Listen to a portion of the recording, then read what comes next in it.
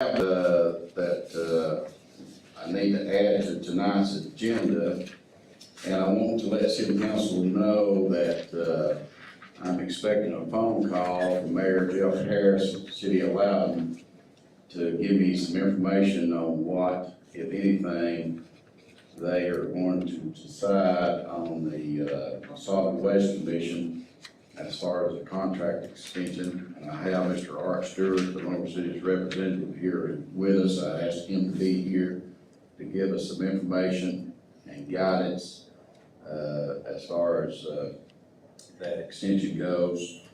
But I want to add that to tonight's agenda.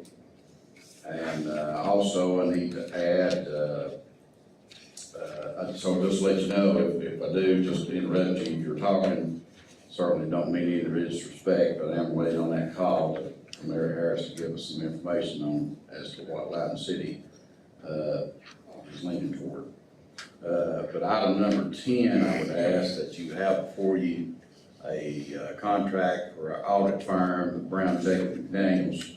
I would ask that we add that as number 10 to be approved. Entertain a motion. So moved. Motion, Mr. Inline, have a second. Second. Second, Mr. Shields. Discussion. Roll call. Inline. Yes. Hines is absent. Lumper. Aye. Shields. Aye. Brandon. Aye. Simpson's absent. And number 11, I would ask that we add that as a discussion slash consideration to extend the contract or send a message to the Solid Waste Commission it's not really us extending that contract. I think we'll find out it's really giving the Solid Waste Commission the authority to do as they will. But anyhow, before we discuss it, I want to add it to the agenda as item number 11. And then I'll ask Mr. Stewart to come in at that time and give us some insight from his perspective. Entertain a motion. Make that motion. Motion, Mr. Brandon, have a second. Second. Second, Mr. Shields. Roll call.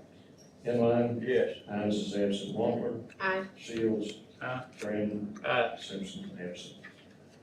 And before I ask for comments from citizens regarding any of the items that's on tonight's agenda or that's been added, I want to make a statement. Good evening, ladies and gentlemen, and thank you for attending tonight's Lenoir City Council meeting. I am Mayor Tony Akins, and on behalf of the council and staff, I want to welcome you here tonight. Tennessee law gives every Tennessean the right to attend city council meetings and to observe how their government is doing business.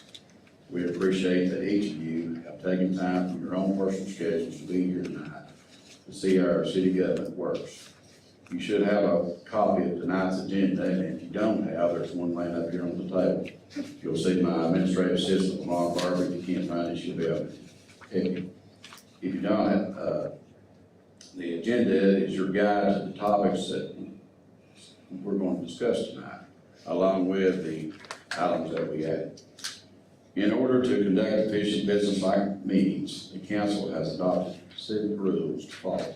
Primarily, these rules are designed to keep the meetings moving, ensure that all parties view are heard and considered, and provide for common courtesy. In a few minutes, we will come to a place on the agenda entitled Comments from Citizens Regarding Items or Items on Tonight's Agenda. We will also come to a place on the agenda for comments from citizens regarding items or items not on tonight's agenda. During this time, anyone who is signed in, and please see Ms. Barber over here to my right if you wish to speak. If you're signed in, the mayor and council is encouraged you to do so. We do, however, ask that you wait till you have been recognized by the mayor. After being recognized, please approach the podium, make sure the microphone is on, and address the council. We ask you to observe 3 simple rules. At the beginning of our presentation, your presentation, please state your name for the record. Please address all questions to the mayor. Please avoid the use of improper language, profanity, and or other inappropriate conduct. Once the citizens' input portion of the meeting is over, the council will proceed with the remainder of the agenda. You are welcome to stay and observe the meeting. Please be advised that public comments will be limited. We ask that everyone remember we are doing people's business here tonight, a very important responsibility for all of us. Please help us do this business by observing the rules we have established for our meeting. Again, welcome to the Lenoir City Council. We're glad you're here with us tonight. All right. At this time, any reports from members of City Council? At this time, I'll ask that if anyone would like to comment on the items that is on tonight's agenda.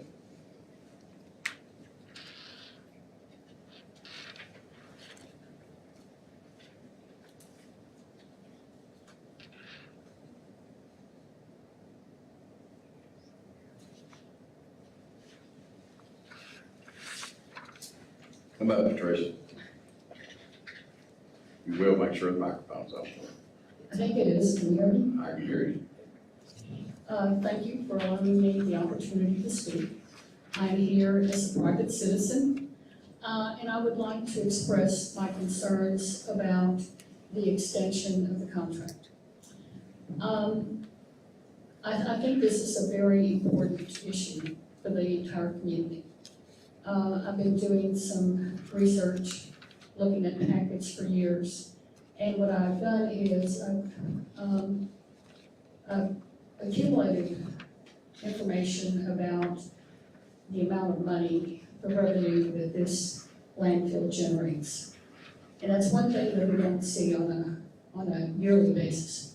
We don't see an cumulative amount when it comes to the revenue. We see what the audit tells us, the end results, which is roughly a 91-9 split. So we'll see that we made roughly $292,000. What concerns me is that the revenue is roughly $3.2 million. I feel that the proposal, which will move the needle, in my opinion, a little bit, from 3.96 to 5.5, is simply not enough to take care of closure, post-closure, and also the valuable land that we have. That's $1 million worth of land that we will be providing free to the landfill operator. That has a value because when we use it up, we're going to have to go and buy dirt, soil from the open market. And I can't imagine what it's going to be like in the future. For everything, with inflation, everything's going up. My concern is that the current contract states that we should be closing the cells. The verbiage is in the contract. We're not enforcing it. We have dormant cells that could be closed, but haven't been closed. That is a liability to everyone. That liability grew from $8 million to $13 million because inflation really had a big factor into that number. We can start closing that number by closing the cells. Dr. Baucus has told us how to do that. We should be doing that. The longer we leave it open, the more liability it is to us. The other concern that I have is that the tipping fees, we have an interlocal agreement that says that it is the government bodies that sets the tipping fees. And the TCA that backs us is 68-211-835. And it says such a tipping fee shall be set by the governing body of the county or municipality or by the board of directors of the solid waste. It's us, not the operator. So that is the first concern, that we are not abiding by the interlocal agreement. The other concern is the tipping fees that the landfill operator has proposed. And when we're going, currently, they are lower than stakeholders, the three government bodies. That is a concern also. Now, the new contract will increase our tipping fees by $2 and theirs by $5 or $6. What I'm concerned about is it's also going to increase the tipping fees at the gate. Now, why should we care? because it is Loudoun County businesses, people in our community that use that. And we're gonna go roughly from, I'm gonna round numbers, $28.48 to $45. That's a huge increase.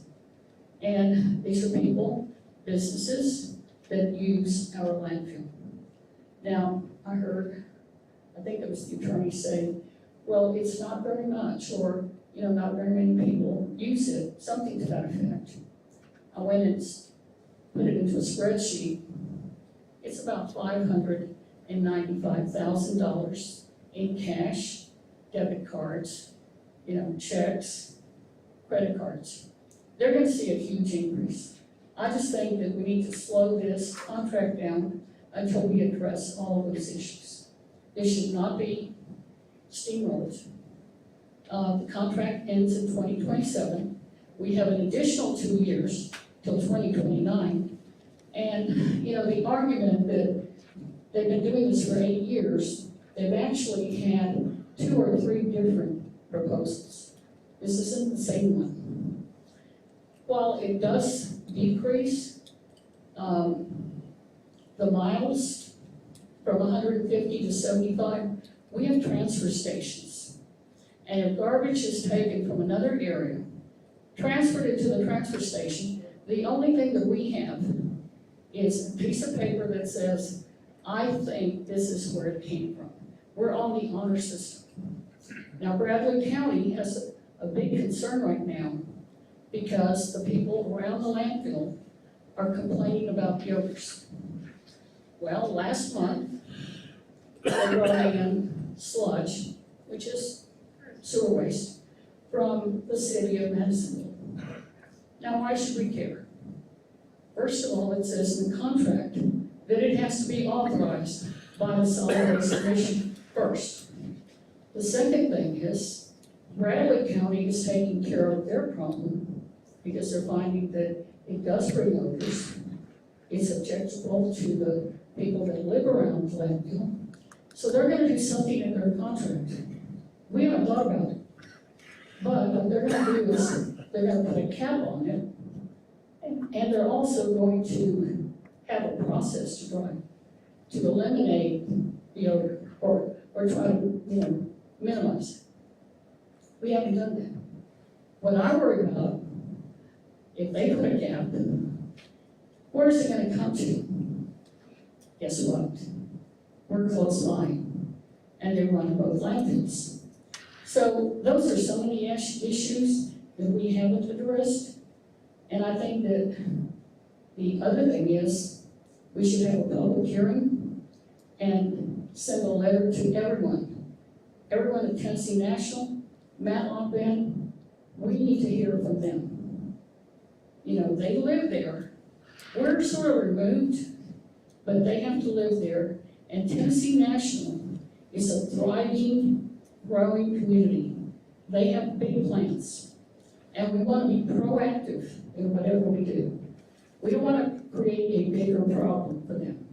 So those are just some of my concerns, and thank you for allowing me to speak. Thank you, Ms. Hunt. Thank you. Anyone else?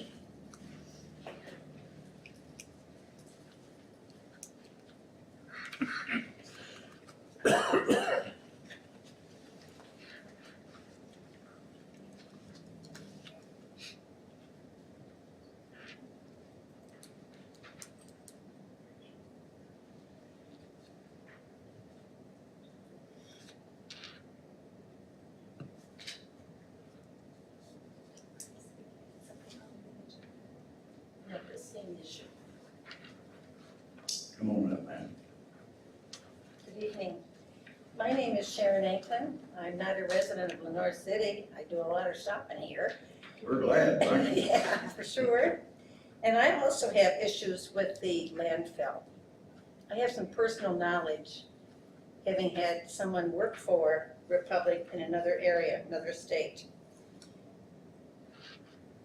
Republic is looking for more landfill property because where they have other issues, they want to be able to bring it here. And as far as I'm concerned, trash is cash. And we are not getting our fair share. And the contract to date, Santec Republic are not living up to it. They're behind in their payments. They get lost in the mail or sit on someone's desk or sent to another landfill. And there are 2 or 3 people on the current Solid Waste Commission that won't be there in a couple months. They're moving on or just leaving. So there's an issue with enough people with the knowledge to understand what's going on in a contract. And the financials are very, very important. So I'm asking you also, please, take this under consideration. There is no need to rush anything through. There is still a contract in hand. Thank you. Thank you, Ms. Amy.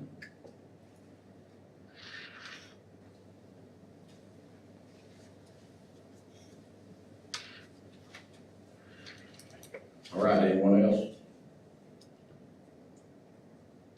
All right, item agenda number 1 is consideration of city council approving street closure of Broadway from Houston Street to C Street for Nights on Broadway event on Friday, June 17, 22. Closure from 4 p.m. to 6 p.m. The event will be held from 5 p.m. to 9 p.m. We have with us Mr. Rodney Gruden, the Loudoun County Chamber of Commerce. Rodney. Mayor, City Council, thank you.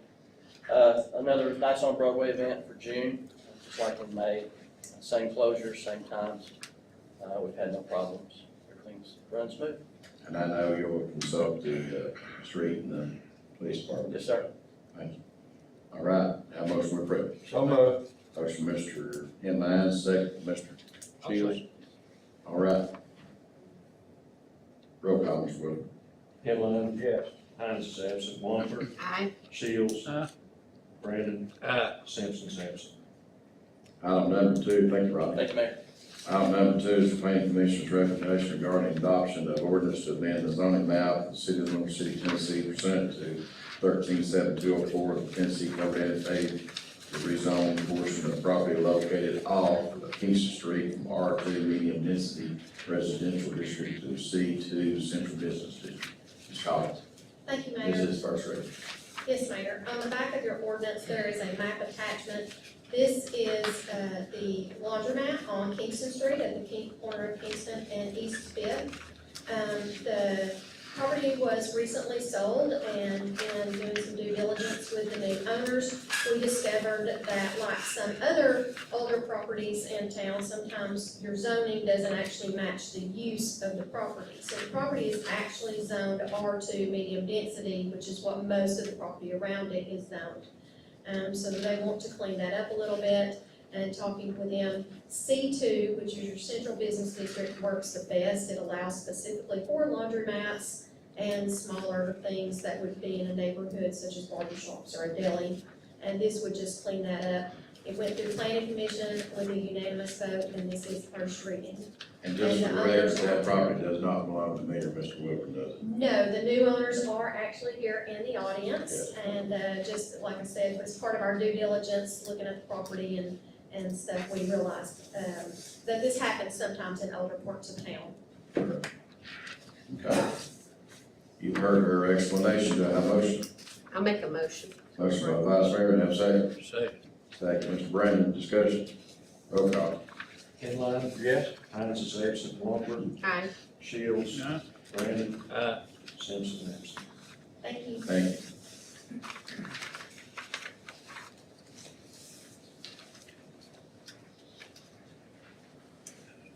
Consideration, item number 3, consideration of city council adopting ordinance to establish certain guidelines for elected to even city offices. Ms. Scott, Ms. Kelso. Thank you, Mayor. Yes, this is an ordinance that would, basically make it to where no person shall be permitted to hold any city office while holding any other publicly elected office, simultaneously. And that begins, September 1st of 2022. and then it would be, if it passes tonight, it would be on the agenda for the 13th or not? The 20th, sorry. The 20th, I'm Uh-huh. sorry. All right. I trust that everyone has, read the ordinance. Got a motion to approve it on first reading. I'll make a motion to approve. Vice Mayor makes a motion, have a second. Second. Second, Mr. Henline, discussion. Roll call. Inline. Yes. Hines is absent. Wampler. Aye. Shields. Aye. Brandon. Aye. Simpson's absent. Thank you. Item number 4 is consideration of personal committee's recommendation regarding going out to bid for the 21-22 paving contract. JJ? Thank you, Mayor. My recommendation goes to ERI of East Tennessee on our paving this year. And, can you give us the price for the audience? It is $495,500. And that was the lowest bid, correct? Yes, sir. All right. Have a motion to approve. Motion. Motion, Mr. Shields, have a second. Second. Second, Mr. Brandon, discussion. Roll call. Inline. Yes. Hines is absent. Wampler. Yes. Shields. Aye. Brandon. Aye. Simpson's absent. Thank you, Thank JJ. you. Item 5 is consideration of City Council authorizing Mayor Akins to sign a quitclaim deed for the property located at H Street in the area of West 7th Avenue. City Council had quitclaimed that paper street to Gwenda Williams several council meetings ago, and I just need authorization to sign the deed. Entertain a motion. So moved. Motion, Mr. Henline, to have a second. Second. Second, Mr. Shields. Discussion. Roll call. Inline. Yes. Hines is absent. Wampler. Aye. Shields. Aye. Brandon. Aye. Simpson's absent. Item number 6, consideration of City Council regarding declaring 2000 E1 pumper truck as surplus property and to disable the equipment for future operations per the grant specifications. And I know, doesn't look like Chief Martin's here, and I know Chief White's out of town. It's pretty simple. It's a surplus vehicle. Ms. Scott, do you have any more information? No, sir, it's just that, it's a surplus vehicle, that we will be replacing, with the new one that we received, and this is just falling in line with the grant specifications that we have to follow. Entertain a motion. Make that motion. Motion, Mr. Brandon, do I have a second? Second. Second by the Vice Mayor, discussion. Roll call. Inline. Yes. Hines is absent. Wampler. Aye. Shields. Aye. Brandon. Aye. Simpson's absent. Thank you. Thank you. Item number 7 is consideration of City Council approving memorandum of understanding between the Loudoun County Emergency Communication District, City of Loudoun, and the City of Monroe City. You should have in your packet, the police chief had approached me before budget time and asked that we approve this. I talked to Mayor Harris about it, and one of the things that was added, give me just a moment here to find it.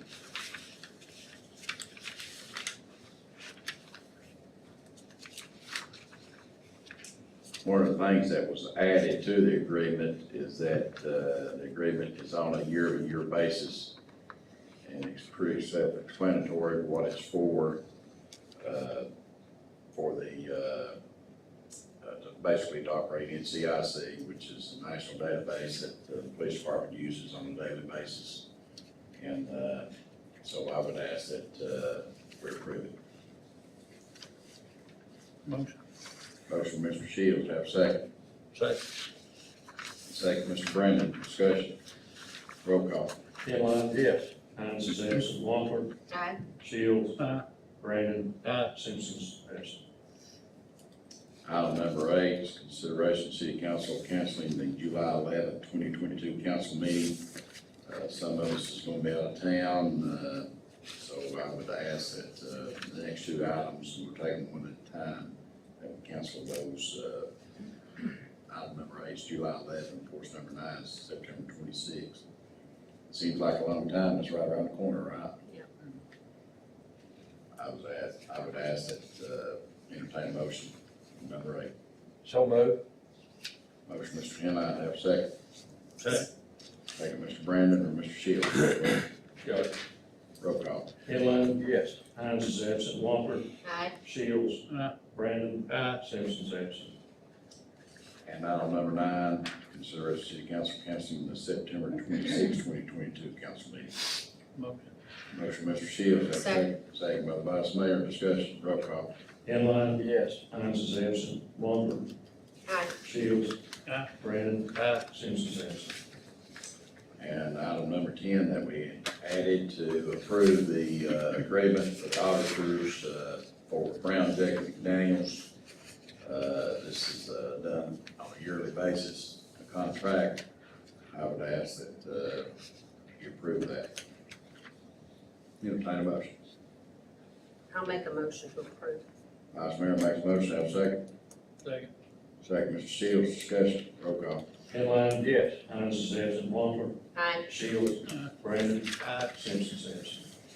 And item number 11, to enter into discussions and consideration to extend the contract with the, or give, not that I don't believe that they need authorization, the Solid Waste Commission, or at least send the consensus down, whether we do agree with the Solid Waste Commission or we don't. Mr. Art Stewart is here. Mr. Stewart, you'll come up as the Lenoir City's representative and give us your perspective. Again, forgive me if I interrupt you for taking a call.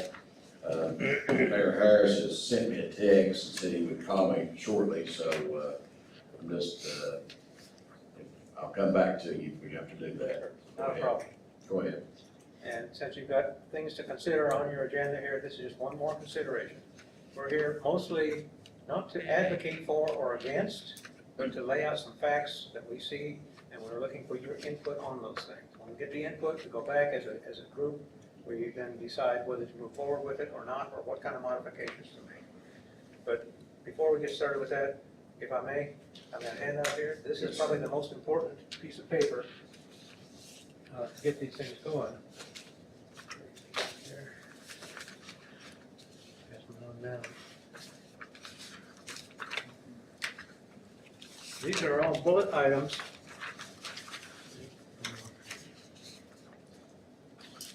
And it's important to note that there's black font and red font on here.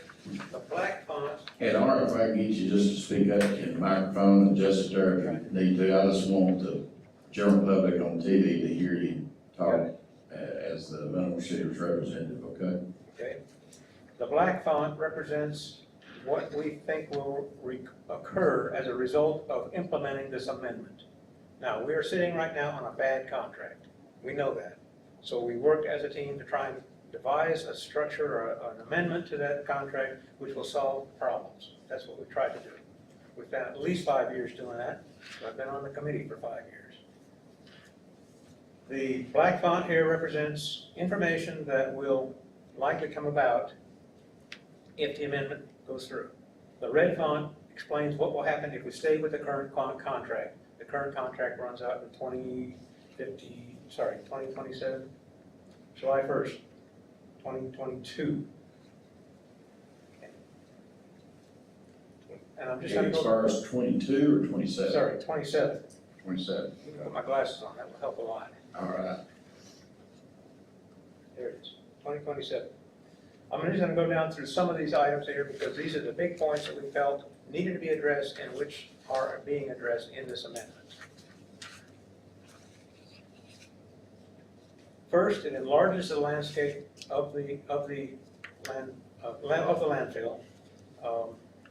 And the specifications there are given on there in terms of acres, but it increases the size of the landfill.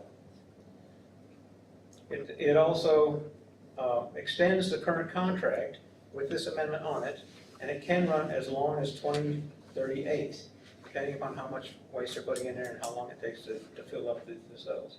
So it does extend the contract and enlarges the size. For people in Loudoun County, it's important that we keep the landfill as low as possible because it does present something of an eyesore to neighbors there. And so this amendment kind of constrains the height to about 15 feet lower than it otherwise would be. We view that as an important plus.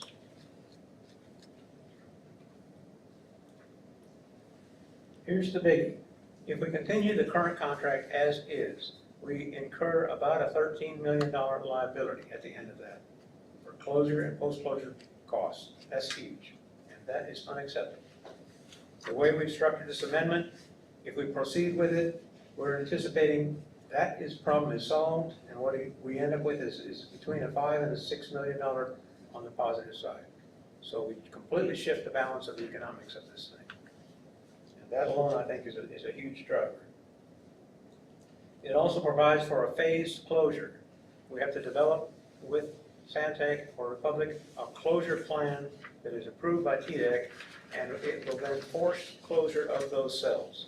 Right now, we're left in an ambiguous situation because the contract is not clear about what constitutes a time to close. And so Santec could, at this point, just keep opening new cells and leaving the others unclosed, and that maintains a high liability. That's not desirable at all. So with a closure plan, we can say these cells have to be closed, then these cells have to be closed. You can't open a new cell until the other ones are closed. So it provides some boundaries on that condition. That's important.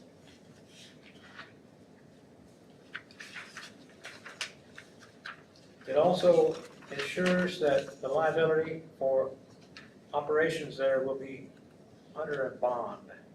Santec will buy a bond at their cost, Republic cost, I guess. I'm going to call them Santec sometimes I call them Republic. They buy the bond, that provides the insurance that that thing will be closed up properly, and we don't have to worry about that. So that is a biggie. Otherwise, you face that annual little letter that you have to sign saying, if we don't pay, then the county has to pay, or the city has to pay, in that little letter of that you don't like. The contract amendment that we're proposing here increases the host fee, which means we have more money in the bank. It eliminates, to a large extent, the possibility of outside waste by constraining. We say that the waste can't come farther than 75 miles. Now, there is a possibility of transfer stations. We agree with that. Can't stop that one. But I point out that if waste is coming from Atlanta, somebody has to pay for that waste to get here. The trucks that drive that thing charge to move it.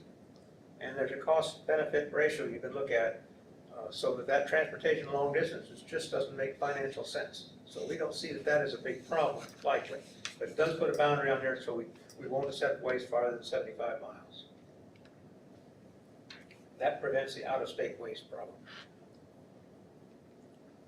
Stakeholder tipping fees. The landfill there is blessed or cursed, I'm not sure which exactly, with low tipping fees. And in fact, that makes it attractive to other places to bring their waste in because they can get a lower rate to dispose of their materials. So all the other counties around here have higher tipping fees. We propose to elevate the tipping fees here in part to kind of structure the use of it better. It also provides more money in our bank. But the nice thing here is we cap the stakeholder rates, so those are always going to be the lowest rates available. Stakeholders pay the least of anybody. Nobody else can get lower than that. And so there's not going to be any low bids coming in here where waste comes from other places and gets put in there at Santec's favor, but against us. The tipping fees, the general tipping fees at the gate rate will go up. They're going to go up to $45 in this proposal. The deal is basically we feel that there's a relatively very small proportion of the total waste that goes in there that is at the gate rate. Most of the waste that comes in by far is under contract with various companies and businesses, even small businesses will have, if they use it routinely, will set up a contract where they bring it in, so they don't have that gate rate. They have a lower than gate rate amount. So I'm not so concerned about that. The last two sentences or information here on the second page in summaries, these are important too. You take just a moment to read that. It deals with this $13.1 million potential deficit, solves that problem, and puts us $6 million to the good.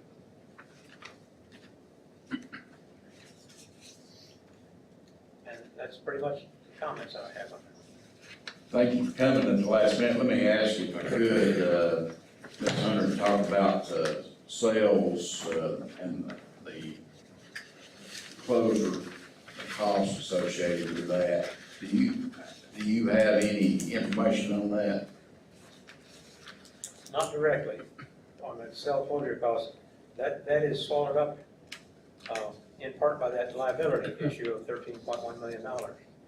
The cells right now can remain open according to our current contract. There's no absolute number of height they have to go to.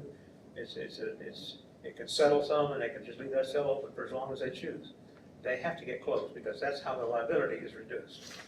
And so with the closure plan that we're proposing, that will happen. We'll close those cells on a systematic way to get rid of that liability as fast as possible. I know a lot of people doesn't understand, and you correct me please if I'm wrong on this, as far as taking waste from other areas. Obviously, it's if you didn't do that, the cost of operating the landfill would be much greater, because you'd have less waste, you'd have only Loudoun County, but you'd have the same rules to follow as you do taking, so it's more volume, which is less cost. Is that correct, or? That's pretty much correct. So it's a trade-off between dollars coming in and volume left over that is for sale, basically. So you can, obviously, you could stop that practice, but it would be at a much greater cost to the citizens of the county. It would also extend the life of the landfill if it's filled up more slowly. Sure. And so that's another issue. The liability is out there hanging longer, hanging out there farther, getting bigger every year. Sure. Does any member of city council have any comments or questions, Mr. Stewart? I've got one question, when you, to explain, if you would, a cell closure, exactly what's involved in that for the people to know that, and me to know as well. I kind of have an idea, but when you're gonna close a cell, what's involved in that? You have to fill it up as far as you can to the permitted amount of height, and all of this whole thing is under TDEC's permit. And so you have to kind of watch that all the time. You can't violate that first and foremost. So the cells can go up to a certain maximum height, but it takes a long time before that waste settles down properly. And that settling time is just, they leave it open for that duration. It may take months or even a year or so. Right now, there are cells in there though that have been filled, not closed, because they're still settling. Although it's been a long, long time, probably past need for settling. So we want those kind of cells closed right away. With dirt, is that how they do it? With dirt, yes. And it's according to TDEC's rules. They have a liner they have to go to over there, dirt put on it. It's all very controlled and structured process. Okay, thanks. Does TDEC come on a regular basis, or do they have a man on site all the time? How does that work, or do you know? They come on a regular basis. They have a report every month that we get to review. And there's a long check sheet of several pages worth of check information that they look at to verify that the operations are going properly. And right now, conditions look very good. We haven't seen any violations for a long time, and Republic Santec seems to be doing a good job of maintaining that good working relationship with TDEC. What is the length of this contract? This will run out potentially to 2038.